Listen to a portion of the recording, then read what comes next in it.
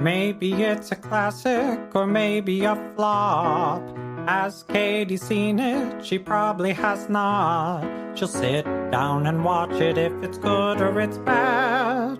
Hey, have you seen this? No, Katie hasn't seen that. Hi, I'm Katie, and if I had a nickel for every time someone said to me, "Wait, you haven't seen this movie? Oh my God, you need to see this movie," I'd be very rich.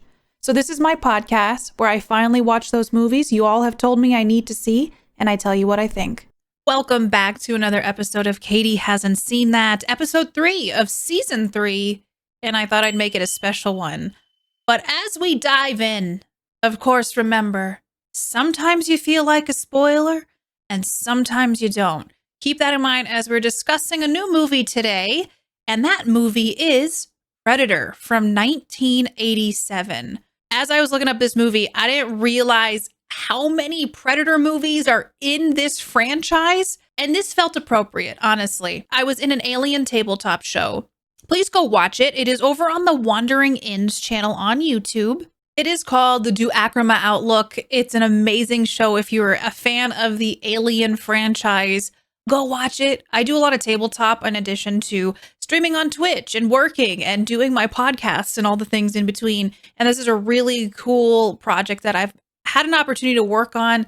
It's highly produced. It's a really great show with 2 different casts, 2 different GMs. Go check that out. That's over again on the Wandering Inn on YouTube. Watch it. Tell me what you think. But what I was trying to get at is I love the Alien franchise. And so I was introduced to Predator during the Alien versus Predator hybrid movies, those little bit of like AVP situations, which I've seen both of.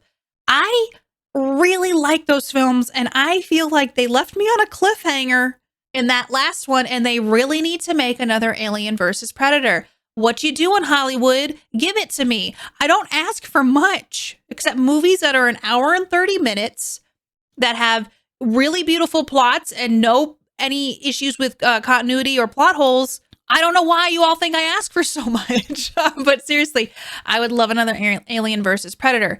I've seen most of the Alien franchise. I saw Prey, the new Predator movie that came out on Hulu, and it's like a fan favorite for so many. I thought it was okay. I didn't love Prey. I watched it. I loved the Predator itself being in it and the way that they did the film, and I enjoyed the way they took that storyline with the characters, and I thought that was really cool, but I didn't love the film overall. And it came up recently that I had not seen the original Predator movie, which seems like a sin to horror fans. Seems a little bit like a sin to me. I feel like I should have seen this movie by now. So what better time than, and Katie hasn't seen that season 3, to finally watch the original Predator movie, which is listed as an action sci-fi, which is right up my alley. The movie's from 1987. It is rated R, and it comes in an hour 47. So 1 hour, 47 minutes. I got to buckle up for this ride. I'm hoping it's action-packed. I already know that our good buddy Arnold Schwarzenegger, who was the governor of California at one point, do we want to talk about how the actor from Predator became the governor of California at one point? We could talk about it, but we're not going to. I'm just going to bring that up and move along. There's also Carl Weathers in this. I don't know a lot of the other actors, to be quite honest. So I'm excited, though, to watch this. I won't lie. I feel like The Predator's been on my list forever. I don't know how I haven't gotten to watching it yet, especially with how much I've enjoyed the Alien versus Predator franchise. That's its own little franchise now that they need more of. I also feel like I'm missing certain Alien movies that I need to see, like Prometheus or Aliens 3. People tell me to avoid Alien Resurrection at all costs. I think I'm going to watch it at some point. You know, one of my favorite actors, Ron Perlman, is in it, and I just feel like I got to see it. Also, it's part of the Alien franchise. How bad could it be? Predator seems to be a big one for me to finally knock off the list. I don't really fully know what Predator's about. I know what the Predator is. Predator is from an alien planet and comes down and likes hunting. It likes hunting, and it prefers the sport of hunting. It is a predator, an apex predator of sorts. So I'm trying to figure out what this movie's about. Since some of these movies feel fairly big and very popular. It's hard to avoid some spoilers for this. I know Arnold Schwarzenegger's in it.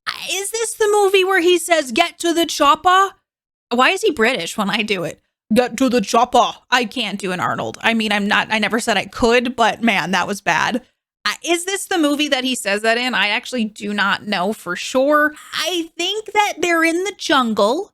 I feel like it's got jungle vibes from the pictures I've seen over the years. There's army-esque things going on, military seeming things, but almost like Rambo in a way. Also, I've never seen Rambo. Do I need to see Rambo?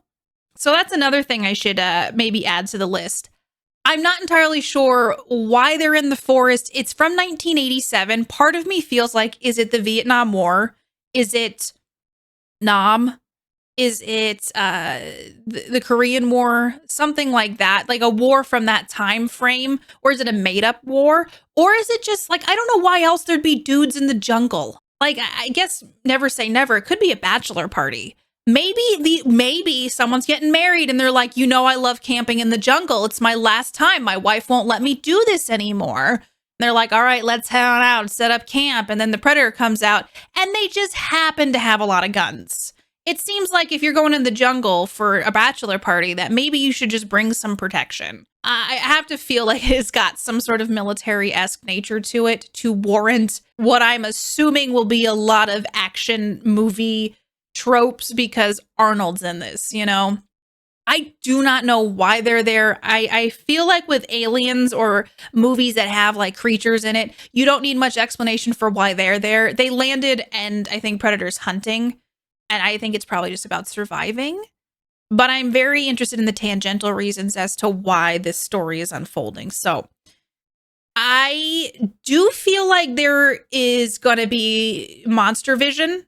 Because over time, I used to watch a lot of movie trivia type TV shows, documentaries, that kind of thing. And Predators come up a few times. I believe there is like monster vision. I'm going to say right now, I'm not a big fan of monster vision. Monster vision takes me out of it. So I'm very curious to see how they do monster vision, especially in 1987, which maybe I will like more because monster vision back in the day might look a little bit better than everything. Like nowadays, they just put like fisheye on stuff. And they're like, the monster can see with fisheye lens. I don't know. Maybe I'm being a little harsh about that. So I guess that's what I think this movie is about. I don't know that I've ever really seen a proper Arnold movie. I don't know that I really have. So I am actually going to have to sit down and think about if this is the first real action Arnold Schwarzenegger movie I've seen. No, I lied to you. I've seen Terminator. I've seen Terminator, but I'm going to quickly go through his roster and see if I have seen any other hard action movies from him. I've seen Twins. I've seen Kindergarten Cop. I feel like those don't count. I don't think I've seen any movies. I've seen Jingle All the Way. I've seen Junior. I have seen a lot of Arnold movies. I don't believe I've seen any other action movie that Arnold has been in besides Terminator, which seems a bit odd now that I think about it. So this will be like my second ever Arnold Schwarzenegger action movie, which I don't know. I grew up in a time frame where like when he was doing kids movies, kind of like Kindergarten Cop, and big boom movies like Terminator and Predator. So I guess I'm going to see what this action hero is finally like in practice. So bring on this second action movie for me. So I guess I'm going to finally see what the hype is all about of Arnold being in an action movie. I thought he was good in Terminator. Go back and listen to that episode if you haven't heard it yet. Let's see how much this movie was budgeted and what it made at the box office. An estimated $15 million was spent on Predator.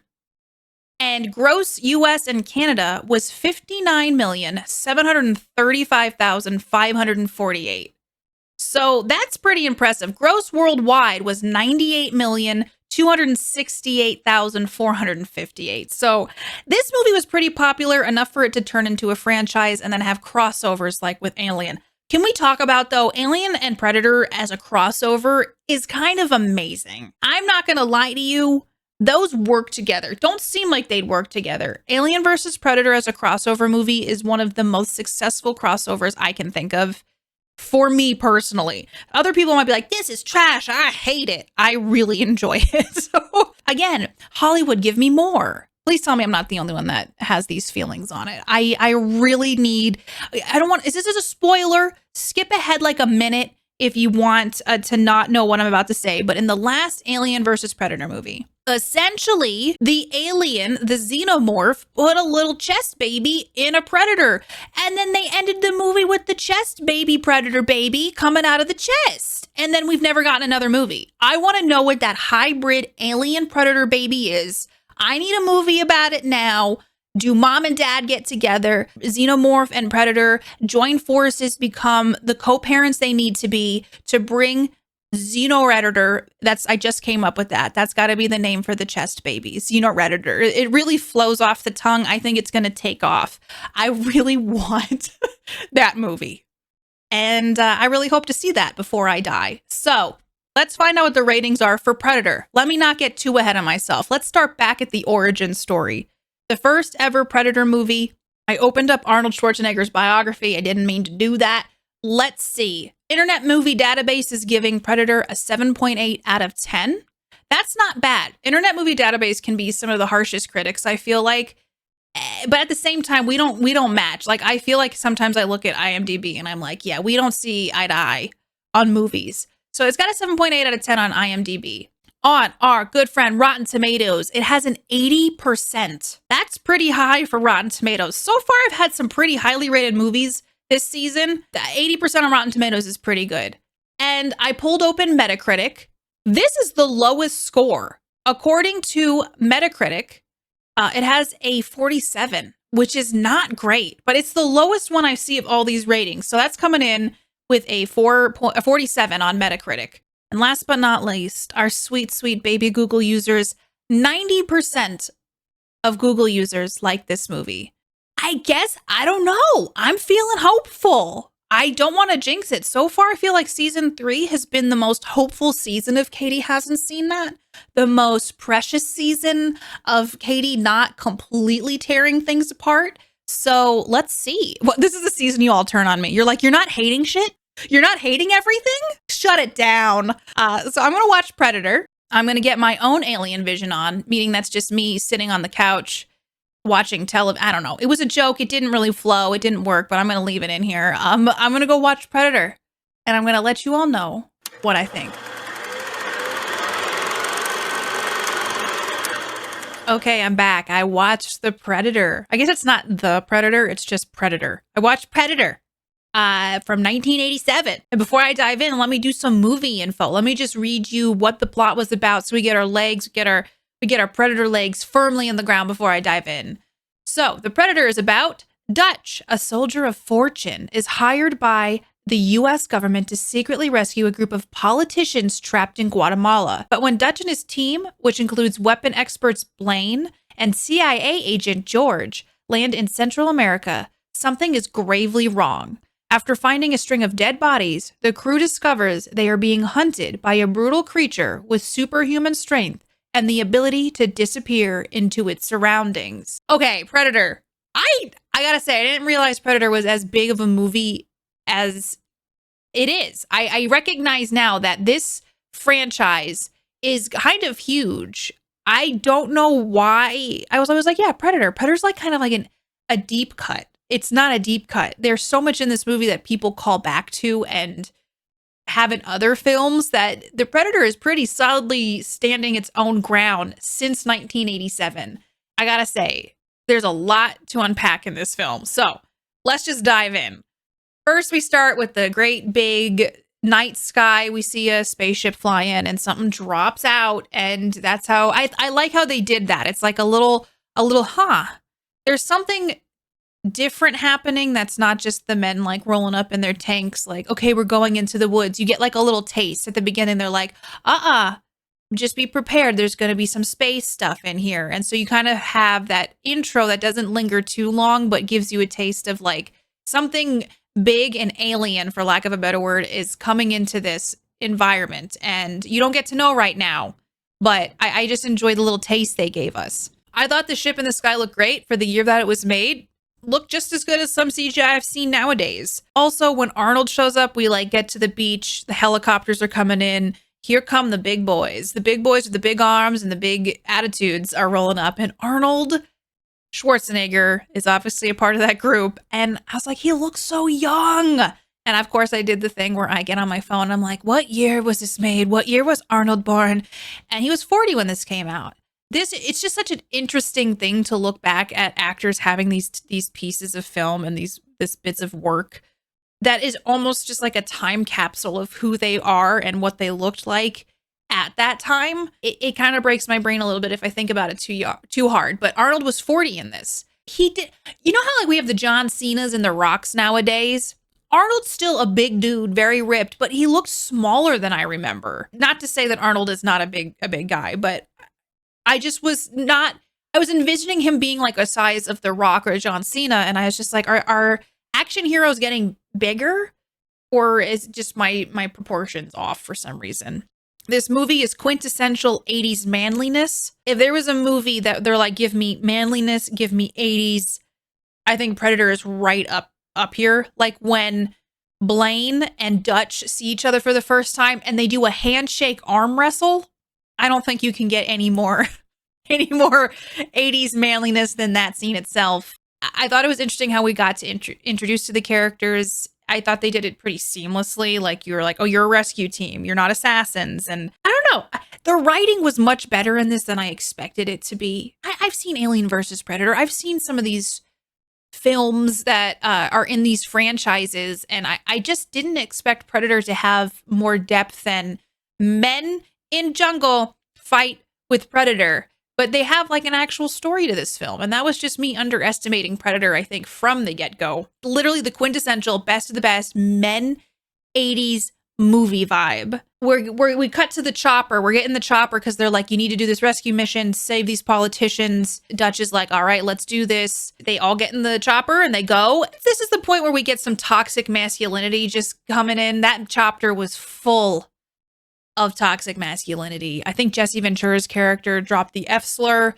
That's not great. I don't love that. I know that is a product of the time. I know it's that military attitude, mindset, maybe. I just gotta say I'm happy we evolve as a society and that we can point to these moments and go, that's not okay to do anymore. That was a bit jarring. And sometimes I'm like, we don't need to talk in that way and make a point come across or reinforce that is the thing to say in these situations. Yeah, I guess it just was one of those moments where I had a realization of like, man, I'm glad that as a society we can recognize things that are not okay and move forward from them and have them not be as colloquial. But that was one of the few things in this film that kind of stood out to me as being like, didn't like that. One of those moments where you like feel it. I'm just glad as a society we can move forward in those things. But that chapter was just full of toxic masculinity, which I think was maybe the point. Be like, these are the hardest dudes you'll ever meet. Nothing can shake them. They mean business. The confidence alone filling the space of that aircraft. If I had an ounce of that, I think I would do a little bit better in life, but not the toxic masculinity portion. But they get into the jungle. They're just like ready to go. They've got guns out, actual guns, and then also their arms. And then they're going through the jungle methodically to do this mission. They find this shot down ship and investigate it. And it's just essentially them kind of going into the jungle, piecing together some things. And there's a moment where I don't remember which character did it, but they cut a vine and they just start suckling on the vine. And I just remember feeling, oh my God, that was more erotic than I felt like it needed to be. But that's like the first time we hear the Predator sounds. I just thought it juxtapositioned with this. He cuts the vine, he just suckles nicely on the vine, and then you just hear the clicking of the Predator in the background before we come across some skinned bodies. I like at first that they're all like, oh my God, the men seem a little bit rattled by the fact that their comrades or people were done dirty this way. There was a moment in this during that scene where they find the dead skin bodies and there's a vulture in there. And the vulture got kicked. I got on my phone immediately and I was like, were animals harmed in the making of Predator? And I started going down the rabbit hole of when did animals stop being hurt in films? And they were saying that the vulture was not harmed in the making of this movie, But it was enough of a kick that made me go, wait a second. Is that vulture okay? So yeah, that kind of was jarring to me. It just felt a little bit like, okay, you could have pushed it. Just the kick was a lot. And I did find there's a scorpion in the film later on that gets kind of skewered with a knife and then stepped on.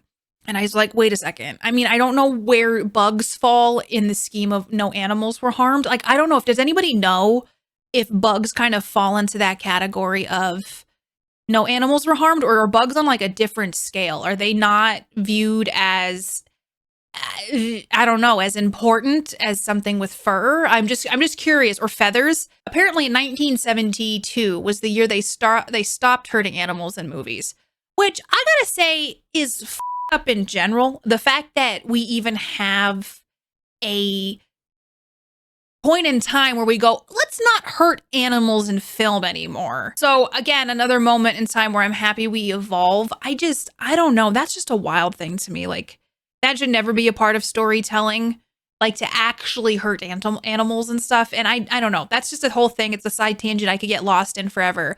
But if you all know the difference between like where bugs fall on the scale in movie making amongst mammals and maybe feathered friends, things like that, I'm just very curious, because a scorpion was actually killed in this film and the director did say it's just the one scorpion, but still, that happened in this movie. Jumping back to the film and the skinned bodies that they found, they think the gorillas did that. They think that this is the work of some baddies in the forest just having no understanding or care for the fact that these were human beings. It kind of invigorates this, I don't know if mercenary doesn't seem like the right word, this rescue team to be like, all right, let's get in there, let's do this. We are going to take these people out, and we're going to do it with all the force we have in the world. This is also the moment when we first get introduced to predator vision, which in itself is different than I thought, but also kind of what I expected. It's infrared vision, essentially.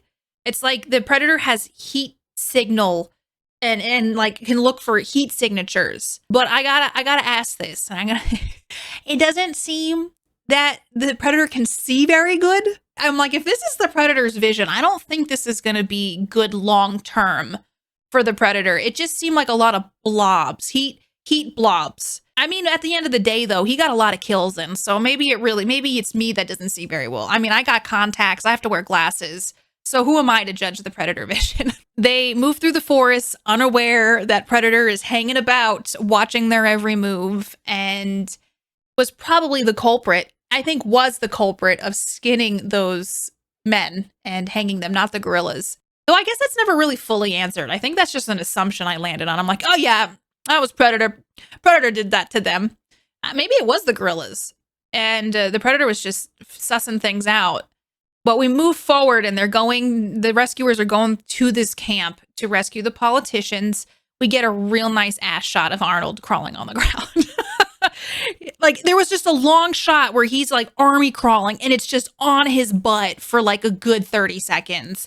And it's like, you can't look anywhere else besides there. But essentially they're scoping out the camp. They kill one of the hostages. And then Arnold's just like, let's go. I don't even know how to explain this next scene besides just shock and awe. There are how many of these men in the rescue team? Not many. Maybe like 8. Maybe a little more, maybe a little less. They sneak into this camp that has tens and tens, maybe even 100 gorillas in it. And legitimately, they're working on a car or a truck, and it doesn't have wheels on the back. The motor's running. They're doing some stuff to it. Arnold casually picks up this truck and puts it on the ground before it drives through this camp and then like explodes. It looked like he put no effort into it. Granted, I know it's movie magic. I know that our friend Dutch, our friend Arnold Schwarzenegger, probably had some help lifting that truck, but I'm really curious if he actually lifted the truck in Predator. I don't understand the body count that must have happened at this camp. These guys came in, guns ablaze, and just took them out in a methodical but also chaotic way. I had a moment during this whole sequence, I'm like, is Predator considered horror or is it considered just sci-fi? And then I had this whole philosophical debate in my head during this action sequence of like, I guess movies are just all pieces of the puzzle. They have some sci-fi, some horror, some action. They're not just one genre. But I was actually wondering if you all consider Predator to be a horror movie or if it's more action sci-fi. I think Predator has the ability to be very, very horror. And I think in modern day Predator movies, it is more sci-fi horror. But this kind of felt like it was an action film with horror elements. I have to say, during this whole action sequence when they're taking out this camp, how many stunt doubles did they light on fire?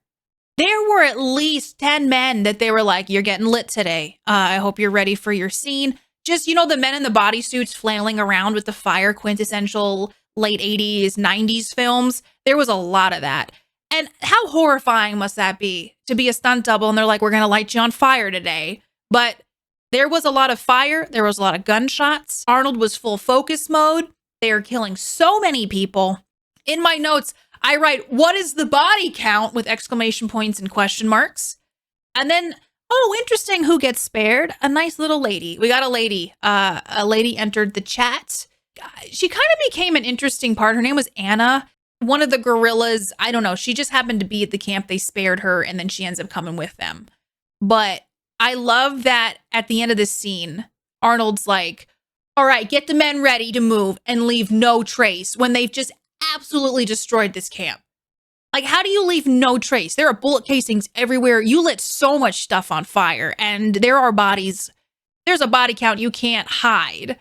I just thought it was very interesting that he's like, leave no trace. I'm like, you're past that point, Arnold. There is already a trace. Okay. I think my favorite quote in this film is when Blaine, who's played by Jesse Ventura, which for a minute there I was like, Jesse Ventura? I mean, if you know who that is, I think he was a WWE wrestler for a while, but I know Jesse Ventura from a lot of different films growing up, but he was Blaine in this. He just looks so different with the cowboy hat. He apparently got shot or hurt somehow, and someone was like, you're bleeding. And my favorite line from the movie, I think, was, I ain't got time to bleed. And I'm like, honestly, a mood. Honestly, something that I carry through my everyday. It's just like any minor inconvenience, I can just start saying, I ain't got time to bleed. So I think that was my favorite line in the movie. But I will say, some amongst all the toxic masculinity, I feel like there's some lingering glances. I wrote in my notes, I don't know why. I just want some of these men to have like a torrid love affair in this hostile environment. There are so many scenes where they could just like kiss. There's like Blaine had lots of moments like that. And then later on, I think Mac and Blaine, I think there was something more to their relationship. If I don't know, maybe I'm wanting it. Maybe I ship it. But yeah, I was just moments where I'm like, man, this is just a great time for them to just have like, for them to finally express their feelings towards each other. When this guerrilla camp gets taken out, old friend Dylan, who we meet at the beginning, Dutch and Dylan go way back. Dylan works for the CIA now. Dylan tricked Dutch and his men to think this was a rescue mission when in fact it was a mission to take out this camp and stop something bad from happening. And Dutch is pissed. Like, no, this is not what I agreed to. You tricked me. But then essentially, this is where over time, we realize they got bigger things to worry about than, my best friend from the past may have tricked me. What have we done? This is not who I am. To, there's an alien being that's going to try to kill us all. It was an interesting plot just to kind of see things shift. And I feel like they kind of did it very seamlessly because now we're done with this guerrilla camp portion, this huge action-packed moment, and we're getting bits of like the Predator. We're seeing the camera evolve, Predator vision kind of evolve, like the audio structure on the side, and then learning that the Predator can mimic. And I kind of forgot Predator can mimic. I knew that that was a thing Predator could do, but my brain forgot. I feel like it was a slow build to Predator. But it kind of worked because they put so much action in the first part of this film that I didn't get bored. Like, I wasn't like, all right, where's Predator? Like, it wasn't just them in the forest and like they're getting like, oh, what's this? That's a weird footprint. Like, it wasn't any of that. It was, we've got all this other stuff we need to do. And then it's like, now there's an alien that we need to deal with. And I thought that they did an interesting job at moving the story along and then switching gears to be like, you're being hunted now. I thought the Predator was creepier than I remember it being. I always called it a he. I don't know why. The Predator's always been a he to me. I don't know why most things kind of get on the pronoun of he, him. So I don't know. I always call Predator a he. But the Predator clicks are pretty darn creepy. And I forgot about the mimicry, and it was kind of exciting to kind of be like, oh, this is like a little thing that this alien creature can do. And then in my notes, it just starts to devolve into me saying things like, dude, Arnold is jacked. All of these people are jacked. Like, these men are oiled up. They're slowly losing clothes over time. Their six packs out. Their giant arms are just always in full view. This is probably like the fittest group of men they could send. It's like a Gears of War campaign. Like, literally, they're like, all the men in Gears of War are just jacked dudes that are not found in the wild, and they all get together to fight aliens. And so is that what inspired Gears of War? Sound off in the comments. I will say the first time we see the Predator see-through, it was a little bit janky, had a little bit of that dated special effect feel, but for 1987, I'll take it. I feel like overall it looked pretty good. I think when he first comes in to kill the first guy, because Anna runs off and one of the characters runs after, being like, don't run away. And then the Predator comes in and just takes him out pretty hardcore style, and then drags him away. So the first time we see that see-through kind of cloaking effect that the Predator does, it looked a little janky. But then as he grabs the person he killed and drags him away, I started wondering, like, how did they do that? Also, how did they get things to move in the environment? Like, they were dragging the character away. And I found out actually how they did some of this stuff, but it was interesting because, like, when the Predator's moving and is cloaked, you can see like the trees or like the bushes and the shrubbery moving about. I was like, that's pretty impressive. It made it look more interesting than just like he's jumping between trees and not touching anything. The Predator works quickly and makes me feel like, wow, I really hope I never encounter a Predator. A Predator that we do know is for real on Earth, but also an alien Predator. I just think that would be bad news for me. I am not skilled enough to survive a Predator in any situation. Once the group recognizes what has happened, like where their buddy's at, where did he go, they just start mowing the jungle down. They get all their guns out. They just literally unleash hell into this jungle in the direction they see this weird creature moving through. And I mean, how much ammunition did they go through for that? Cutting trees down, cutting down any living thing that could have been in there. This is also when we're introduced to the green blood, that the Predator is kind of known for, the glowy green blood that Anna touches and then rubs on her pants. I'm like, don't touch green glowing blood. Like, you see glowing blood or you see a glowing substance. My instinct in the jungle is to go, nah, I'm going to just like see not what that's going to do to my hand if I put it in it. But we know at this point that probably the Predator is injured, just for us as viewers. I don't know how Predator survived that mow down, but it is the Predator, and it seems like the apex survivalist. So if there's anyone who will find a way, it will be Predator. And then we cut to a scene where he's kind of doing his own healing stuff, and he hits a button, like a kit comes out with all these like medical tools, and I'm like, I could use that. Like, if they could market that, like, here's a heal jacket, here's a heal suit, I would take it. At this point, I recognize he's kind of almost amphibian or like reptilian, and I don't know why I never really noticed that, because I've seen the Predator face. Like, I'm a fan of, on my stream specifically, making the Predator face with my two hands just going as a normal person would. But I kind of forgot, like, he's almost dinosaur-esque. He's got like a scaly structure, and I don't know why that detail kind of evaporated from my head, but it was neat seeing like the skin texture on the hands. And they were doing the whole thing where it's like, it's not a full creature reveal yet. You get little tidbits. You see little tidbits of Predator. I really enjoyed seeing the toolkits and his healing and just parts of the suit. I've grown to really appreciate that kind of thing in films where you can see the detail in the suits, the detail in the design of creatures specifically. I went to a museum recently, went to Seattle, and there's the Mopop, the Museum of Pop Culture. And Mark was like, let's go to that. And first I was like, I don't know, what would it be like? And then we went, and I was like, it was probably one of my favorite things we did in Seattle.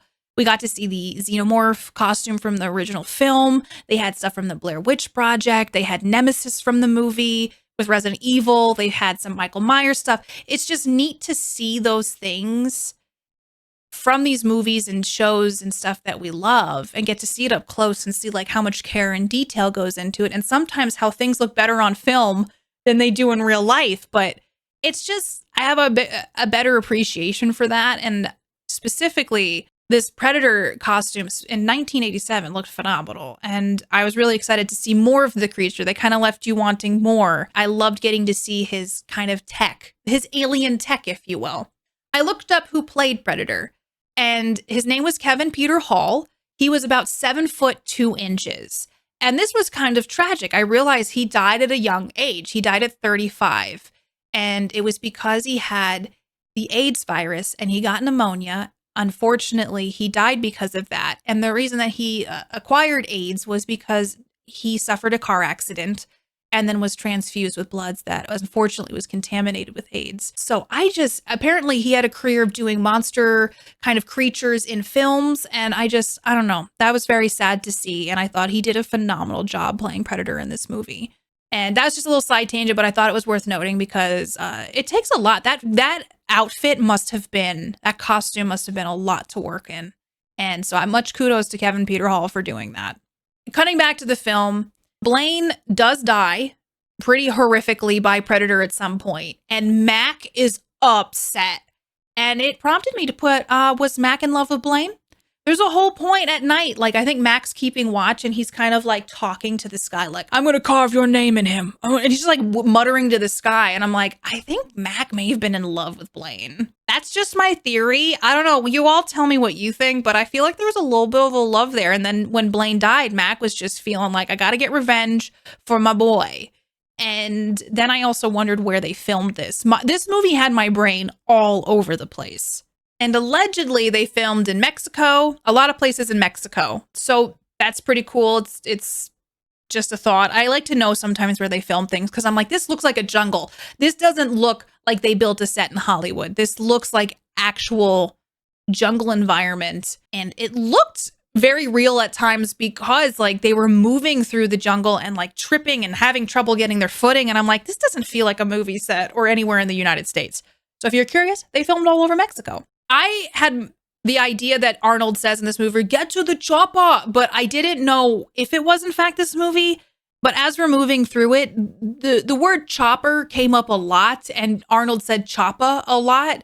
So I was like, this has to be the movie where he says, get to the chopper. It's just interesting because they kept talking about helicopters in this movie. I guess that's just a thing I noticed, just many helicopter talks. And I guess, in this scenario, if you're trying to get away from this predator, you're going to talk about helicopters a lot. You're not going to dance around it. There's a lot of montages in this film as well of them setting up traps. And so this one night when there's a big group of these guys, they like set up some traps. Mac is shaving while they're waiting for the predator to set off some of these traps. And then he like breaks the razor on his face. And my main concern is like, why is he shaving right now? This is not the time to shave. He also cut his face. And do you know how much pressure you need to be putting on a razor to break it? I think I'm just mostly concerned for Mac throughout this whole film. He just lost Blaine, who may or may not have been the love of his life. And I just feel bad for Mac. And also now he's just giving himself cuts on the face. I think this movie did a good job showing that toxic masculinity at the beginning of just like, yeah, nothing can phase us. We're unstoppable. We're unbreakable. Come on, bros, let's go. They slowly almost evolve into madness as they're up against this predator who is a match for them, maybe even a little bit better, like against things that they're unfamiliar with. And I don't know if that was supposed to be commentary in some ways of just like their hubris caught up with them. It's a humbling experience, but I kind of enjoyed how they pointed out that they're slowly losing it. And it wasn't just an immediate descent into madness or revenge, though Mac kind of teetered on that. I do feel like it may have been a commentary on like, you can go and be the most confident dude on the block, but sometimes you just got to recognize that you're not going to always be the biggest dude on the block. I think in a way it showed that these men were breakable. And I think it showed that that's how their fear manifested. This movie felt like a really good background noise movie. Like if you were like skimming through the channels and you're like, oh, Predator's on. It's like a good movie to have on in the background. It just had that vibe. where it just feels like it's supposed to be on while you're cooking dinner or cleaning the house. You're still participating in it when you walk by. It just has a good background movie feel.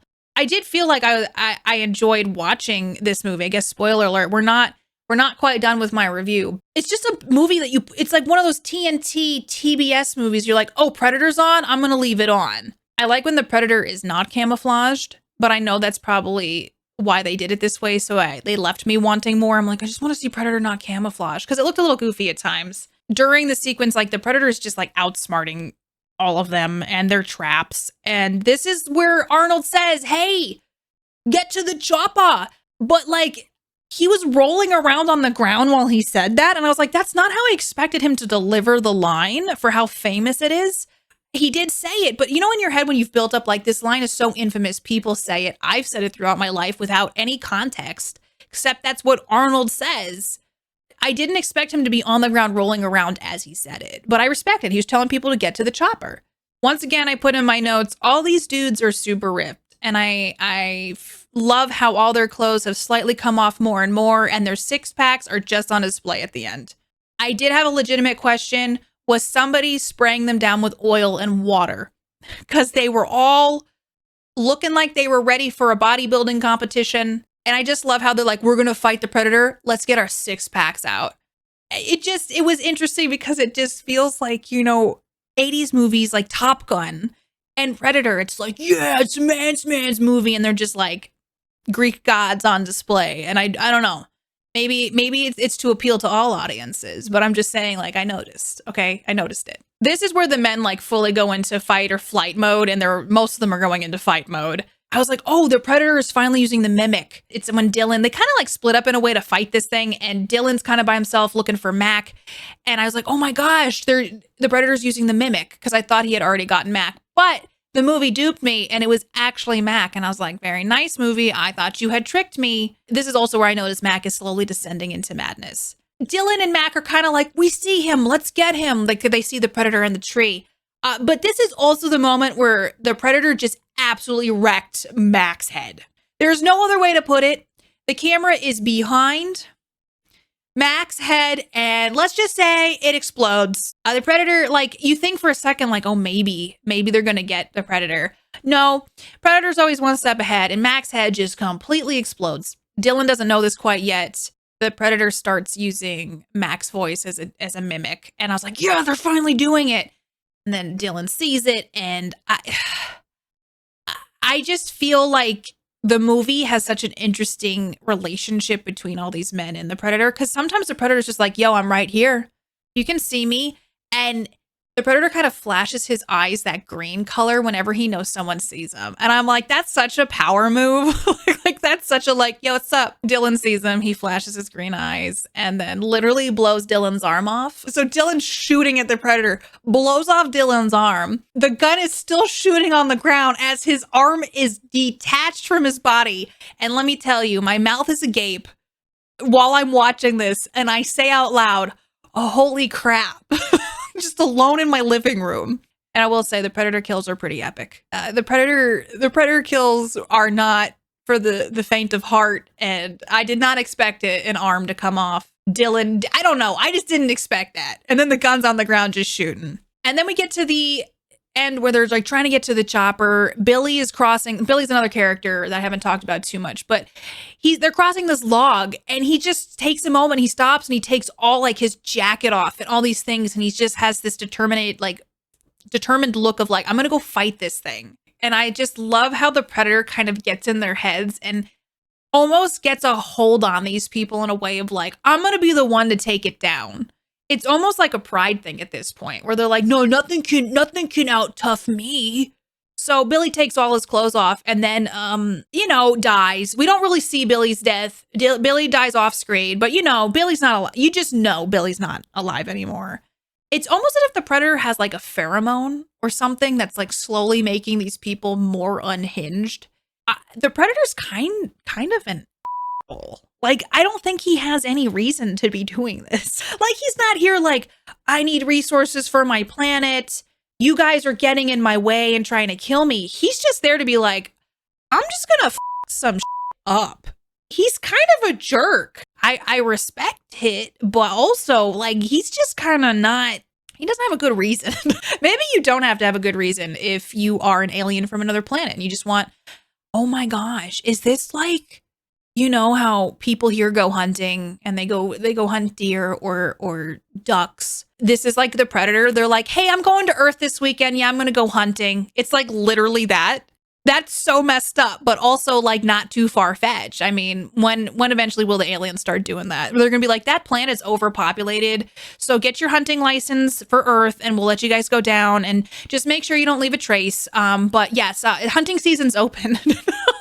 I mean, it doesn't seem too far-fetched. We get to the point eventually where it's just Arnold versus the Predator and Arnold's being chased.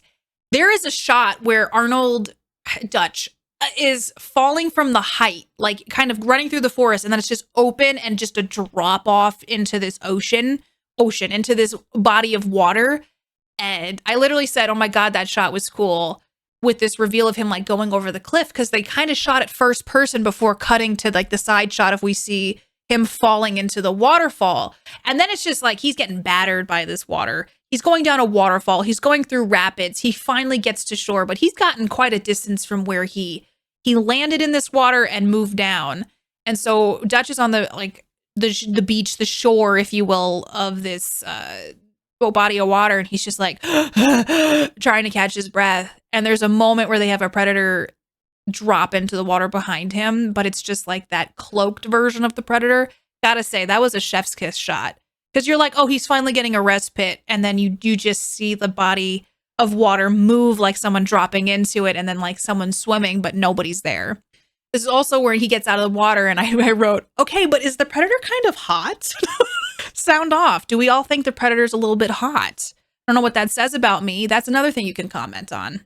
There's just lots of montages in this movie where they're working through like setting up traps or trying to outsmart each other. So this is a moment where the Predator's kind of like working on his rituals, if you will, and then Dutch is kind of setting up stuff. After he falls through the water, this is where we also realize that if he's covered in mud, the Predator can't see him. Predator vision doesn't show the heat signatures when the mud is on Dutch's body. So Dutch is like, I got the upper hand. And there's a scene where Dutch is wiping mud on his face. And it's kind of wild because that was one of those scenes where I feel like it's been replicated in movies and it's kind of ironic or iconic, not ironic. And I never realized that was an influential scene from Predator. And this is also the moment where I never realized how big of a movie Predator was until that scene specifically. And I feel a little silly about that. I think also kind of diving back to the thought process on, are they just kind of like, it's open season on Earth.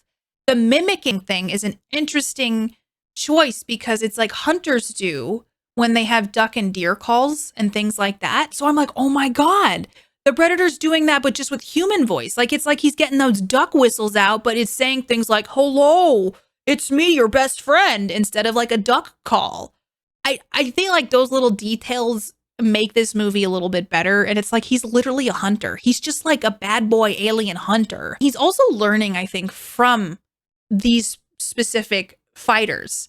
He doesn't attack people unless they have a weapon. And I think there's no sport for him. So he doesn't hunt people who don't fight or don't seem like they're trying to defend themselves. So like, he didn't kill Anna at one point because she didn't have a weapon. She wasn't trying to fight back, kind of thing. The Predator specifically targets people who are maybe a threat to it. And I think that was an interesting thing as well, because he enjoys the sport. He likes doing the thing. He gets a little thrill out of it, if you will.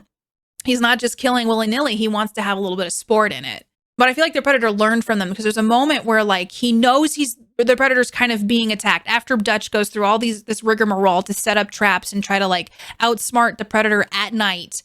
The Predator knows he can't see Dutch or see whatever's trying to attack him. So he has a moment where he's just like up high and he's just like launching rockets or whatever type of artillery he has into the forest random, just kind of like they did at the beginning of the film to mirror what this rescue team did to try to just mow down the Predator in the film. And I just thought that was interesting. I'm like, I don't know if that was a callback, but it felt like, is the Predator learning some tips and tricks from the rescuers? I don't know. If the Predator ever does arrive, we all know at the very least we should just rub mud all over ourselves. So maybe just always have like a stash of clay or mud in your garage. And then in the case of alien predators arriving, just slap some mud on you and you should be okay for at least a little bit. Since I already know what the Predator looks like, we get to the end of the film where we get the face reveal, right? It's a Predator face reveal. Let's go. It's like a YouTuber. I feel like some movies you get that reveal of a monster or creature and you're like, oh, that's not great. I already knew what the Predator looked like, so I didn't feel like I was disappointed. It just made me more curious as to why so many movies have disappointing monster reveals. And I'm like, was just the Predator so good that it wasn't disappointing and that the other monsters we see in films are disappointing? It just made me think about like what makes a character or a monster reveal disappointing in films. Is it because we build things up? With me going in knowing what Predator looked like, did that help me have expectations that were like, yeah, let's see? I was excited to see the final reveal. I knew it was coming. You know, Predator is just finally catches up with Dutch, legitimately is like, all right, my dude. He has this part where he's like unpopping some little tubes and little air things are coming out. He takes his helmet off and he throws it on the ground. I was like, holy crap. This is like such an epic monster reveal. You know, Predator takes his mask off and you're like, hell yeah, that thing's really weird looking. It wasn't disappointing. And, you know, he's got that amphibian face. He's got that long tubular hair. Just, he screams and he opens his mouth into those like little pronged and I don't know, snake mouth. I just can't explain Predator. Just look him up if you haven't seen what Predator looks like. It wasn't disappointing. And I kind of like this face off between Arnold or Dutch and the Predator. And essentially it's just kind of like them going at it for a bit before eventually one of the traps that Dutch sets up crushes Predator. But Predator has essentially, for lack of a better word, the last laugh. Literally, he has like that little bomb thing on his arm. So he's like, boop, boop, boop. This tree pretty much falls on the Predator. God, I don't know. This Predator is one strong mofo. Pushes the thing off after Dutch thinks, I got him. I finally got him. And then it's just setting a bomb on his arm. Dutch realizes that looks like a countdown. I got to get out of here. But there's a great callback because the Predator starts doing a mimic laugh. It was so creepy. And I was like, what a good callback and what a good way to like end this film. Because earlier in the film, the Predator learned how to laugh from one of his comrades, from one of Dutch's comrades. And so the Predator sets this bomb and just starts creepy laughing. Dutch is like booking it through the forest, just like, gotta get out of here before an explosion happens. Which makes sense. The Predator probably doesn't want to leave anything behind. Like, I mean, how do you explain that? The government would definitely have to intervene to keep the public, you know, from freaking out. Dutch gets away. He's on a chopper. Dutch is a shell of a human, and that's essentially how the film ends. Like, he's in the chopper staring off into the distance, and I'm like, that man will never be the same. He's going to need some therapy, and that is Predator. I don't know. That's the film. It's wrapped up in a nice little alien creature bow. And now as I'm talking about it, I think I'm realizing I like this movie a lot more than the rating I originally gave it. Oh man, should I do it? I don't know. I'm gonna up it. My original rating was 7. Okay, I'll tell you that right now. But I just changed it because as I'm talking about it, I'm like, oh, I think I really liked this movie. So again, this is another movie this season that I actually liked the film I watched. Is this a turning point and Katie hasn't seen that? I don't understand. Usually I hate everything. What does this mean? There's gonna be a movie this season where I'm definitely gonna be like, why? So I'm not disappointed y'all made me watch this one. I liked this one. Thank you for making me watch Predator. This one. All right, let's do my rating. Let me stop stalling. This movie is an 8.5 out of 10 hot single predators in your area. I really like this movie. I think I have an affinity for the alien universe. I have an affinity for the Predator universe. I think it was already built into this. I gotta say, this movie held up. I thought it was pretty good. What do you all think of Predator? Do you like it? Do you like some of the sequels? Do you like the AVP crossover? What are your thoughts on the Predator movie franchise, as well as the original, the one from 1987 with Arnold? Let me know. Okay, last but not least, 2 more things. Obviously, your comments after this, but let's dive into trivia. I picked a couple things. One of the things I actually looked up and I didn't actually write down, but I wanted to know how they made the blood in the film. And apparently, so the Predator blood, not actual like human blood. You know, that's pretty common knowledge in film. They use fake blood techniques. But for Predator fake blood, what was that made out of? It was KY petroleum jelly and glow sticks. And essentially they said because the glow in the glow stick goes away pretty quickly, they had to mix it fresh on set for the scenes. And I was like, that's pretty cool. I don't know. I like that kind of stuff. I was sitting there like, how do they make the blood glow? Glow sticks and KY petroleum jelly. So if you want to make your own Predator blood, now you know how. The invisibility cloaking effect was achieved with a bright red suit the size of the Predator. It was different than being green like the jungle and blue like the sky. The red was removed with chroma techniques, leaving an empty area. The take was then repeated without the actor using a 30% wider lens on the camera. And then when the two takes were combined optically, the jungle from the second take filled in the empty area. Because the second take was filled with a wider lens, a vague outline of the alien could be seen with the background scenery bending around its shape. And that's pretty cool. I wanted to know how they did that. I found that on IMDb and I wanted to share it with you all. Another trivia point. Dutch's line, "Get to the choppa," is Arnold Schwarzenegger's personal favorite catchphrase of all of the films he has appeared in. And notably, I think it's a pretty famous one. It's a pretty big quote. There is a helicopter pilot scene at the end of the film, and that is Kevin Peter Hall, who played the Predator, the person I had talked about earlier. The director gave him a brief on-screen role because the work as Predator was so exhausting. I can't imagine being in that suit. I can't imagine doing that, especially in the, what I'm assuming, hot jungle heat in Mexico. And last but not least, the facial appearance of the Predator was inspired by the wrinkle-faced bat. And now I want to look up the wrinkled face bat after this and see what it looks like and compare it to what Predator's face looks like. Okay, let me know what you think of the film. And up next is comments from all of you. Okie dokie, it is time for some comments from all of you. And before I dive in, I've noticed on the last few episodes of Katie Hasn't Seen That, I get some comments that are like, hey, this isn't a reaction video. You're not watching the film. And I just want to do a gentle reminder that this is a podcast. This is not a video reaction. This is just a recording of me recording my podcast. So also there's a bunch of copyright issues in doing those kinds of videos. And so there's a whole thing, but I don't know why people get the impression that these are reaction videos to the movies. It's my podcast and it says in the title that it's my podcast. So I just wanted to put that out there so people would maybe remember that this is not a video reaction podcast. So let's jump back in to comments from all of you. And I wanted to show off this amazing Katie Hasn't Seen That season 3 bingo card that Tchaikovsky made, and it's in Discord. It is pinned in the Katie Hasn't Seen That channel. So if you want to play along, if you want to, see if I refer to my notes, if I say the episodes of, I guess the episodes of Bangers, the free space, but you can actually do a little Katie Hasn't Seen That season 3 bingo with each episode. So huge shout out to Chai for making this. I wanted to share it with all of you. Go into Discord to download it for yourself to play along. And yeah, I just thought that was a really fun thing. So let's get into some comments. Up first, we have one from Twitter. Ranger Ramp 77 says, my freshman high school biology teacher looked just like Bernie. It was hard not to think of him during class, LOL. And that is amazing. And these are comments in reference to the last episode of Katie Hasn't Seen That, where I watched Weekend at Bernie's, which I think is a cult classic, but it wasn't as, I guess, in the universe as I thought. So it was very interesting. A lot of you said you hadn't seen this movie either. So I don't know, get on it. I think this one was kind of fun.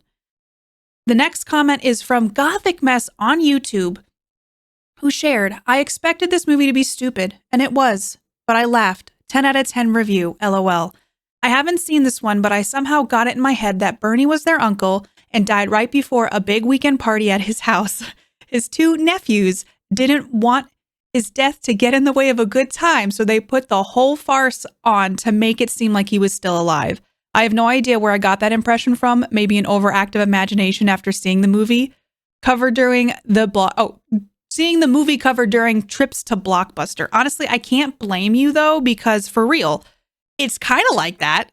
It's just like the movie, but in a different font. So I could see the cover of this movie kind of giving the impression it could be many things. So it's not too far off. And I don't know if you've watched it, Gothic, but I think it's a fun time and I'd be really curious if you liked it. Up next, we have another YouTube comment from Rod Johnston69 who said, "When love is in the air, you put some blinders on. Speak the truth, friend." And boy, oh boy, in Weekend at Bernie's, that is very much the truth. Another comment from YouTube is from OG Ghetto who said, "Very physical, silly comedy. Wow. 8 out of 10? I'm surprised. I mean, it's a really ridiculous kind of comedy, but it's lighthearted and silly. I think I'm more on the Mark side of the equation. It's just kind of pointless and ridiculous, but it has an audience. And apparently that audience is KPP, LOL. As for Weekend at Bernie's 2, if you've seen one, you've seen them all." That checks. That makes sense to me. So I'll keep that in mind. Maybe if I ever come across Weekend at Bernie's 2, I'll watch it. But I think I'll put it on the shelf for the time being and just keep that in mind. And last but not least, from another YouTube comment, 20 Chicken says, 1, I'm glad somebody else doesn't find National Lampoon's Holiday to be funny, Katie. Yes, I'm not alone. 2, the acting was very jiggly. 3, laughing out loud at the absolute absurdity of it. Sums up Weekend at Bernie's to me. I kind of liked it as well, Katie. 8 out of 10 seems about right in terms of making you LOL.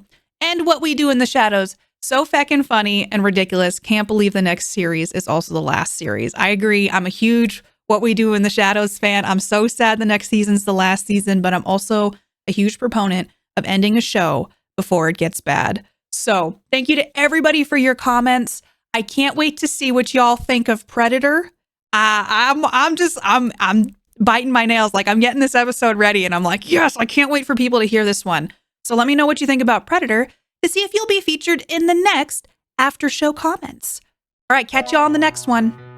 If you want to hang out with me more, or if you just want to yell at me for my thoughts on a specific movie, I stream over on Twitch at www.twitch.tv/KatiePetersPlays. If you'd like to support the podcast and buy me a coffee to fuel my reviews, you can over on Ko-fi at www.ko-fi.com/KatiePetersPlays. You can join my Discord to discuss the movies I review with other Katie Hasn't Seen That fans by visiting discordapp.com/invite/KatiePetersPlays. If you enjoy Katie Hasn't Seen That, please leave a 5-star rating and review wherever you listen to your podcasts. It helps others find the show. Also, feel free to follow and chat with me on Twitter at PlayKatiePlay and on Instagram and YouTube at KatiePetersPlays. Music written and performed by Mark Can Do It. Katie Hasn't Seen That is a part of the Geek Generation Network.